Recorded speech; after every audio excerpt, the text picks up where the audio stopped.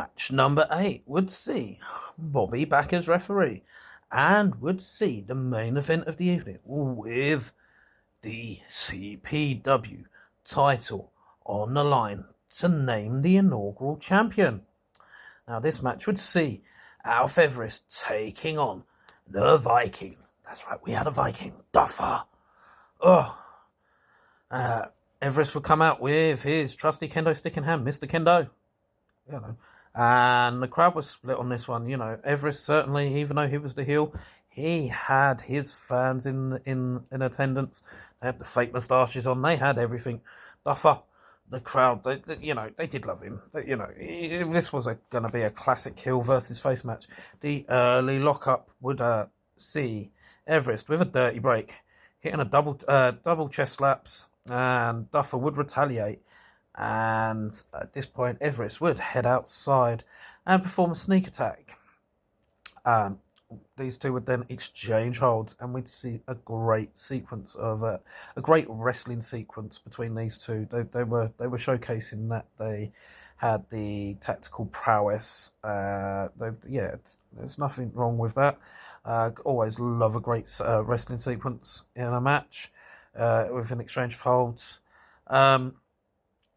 Duffa at this point would hit a very well executed hip toss, and Everest would look to grab Mr. Kendo, but Bobby would intervene and makes him leave it. Test of strength at this point, but you'd see Everest would grab hold of the arms, trap the arms, and land some headbutts to the chest. A second time, test of strength this time would see Duffa actually perform a rolling takedown and then hit a seated super kick for 2. I love it when someone's sitting down and they still get that nasty, vicious kick. We'd see us finally, after all these matches, a successful 10 punches in the corner. Oh, I love it. Everest at this point would start pushing the rules and would fire Duffa into the ring post twice. Duffa wasn't to be outdone though. He would sit Everest in the crowd and hit another 10 punches. I mean, the fans absolutely loved it. I'll be honest with you, they were sat right next to me, so I absolutely loved it. 1, 2, 3, all the way to 10. I managed to count to 10 whilst writing. That's impressive for me. I normally can't multitask, so that was quite you'd see Duffa miss a chop, and I say miss the chop. He missed Everest with the chop and smacked the ring post one, and Everest would start to work over the hand. You'd see a springboard axe handle by Everest for a 2 count. And then some nasty chops from Duffa, and an explosive corner charge and a 2 count. For 2 times, but the third one would see Everest pull the referee in the way. This one had a rough ending though for Duffa. He'd miss a moonsault and he'd actually legitimately blow out his ankle. He was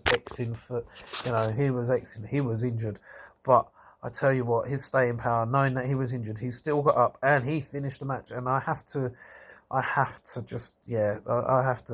applaud him for that.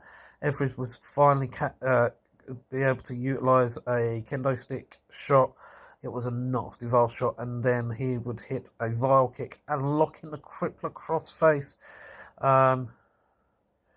And he would actually make Duffa pass out from the pain of the crippler crossface. Now that's impressive because Duffa was a big man. This I love a Viking. He had me straight away. I love Vikings. I mean, Everest, I love a heel. He was a fantastic heel. But there's something about Vikings it's just brilliant. And Everest would be crowned the inaugural champion. Well done, fella. What a way to finish the show. Just brilliant. Love seeing a champion crowned. And, no one can ever take that away from you in the history books. First ever champion.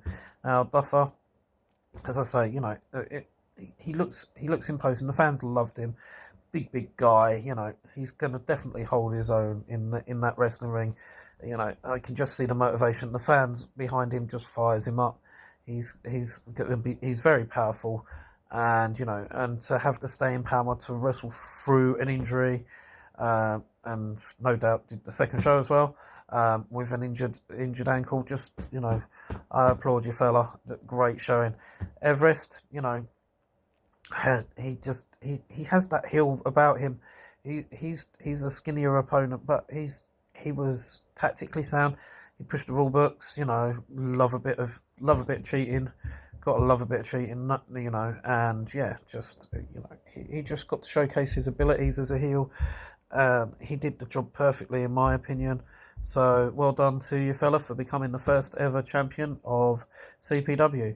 These two put on a great match, and I recommend that you go and check them out any chance that you get for yourselves.